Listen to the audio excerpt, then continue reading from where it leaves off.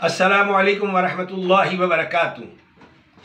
मरकज़ी जमीयत अहले हदीस व अहले हदीस यूथ फोर्स रावलपिंडी सिटी कल 5 फरवरी यौम यकजहती कश्मीर के हवाले से एक अजीमुशान रैली का इनाकाद कर रही है।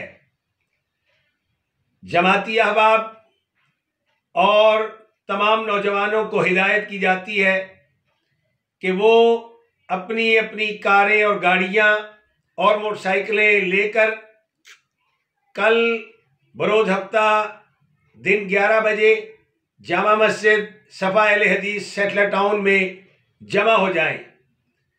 वहाँ से इकट्ठे होकर इस्लामाबाद जामा मस्जिद शाह इस्माइल अहले हदीस I-9 में पहुँचेंगे और वहाँ मरकज़ी जमीयत अहले हदीस व अहले हदीस यूथ फोर्स इस्लामाबाद की रैली में शरीक होकर फजीलतुल शेख हाफिज मकसूद अहमद साहब अमीर मरकज़ी इस्लामाबाद की क़यादत में प्रेस क्लब की तरफ रवाना हो जाएंगे इंशाअल्लाह।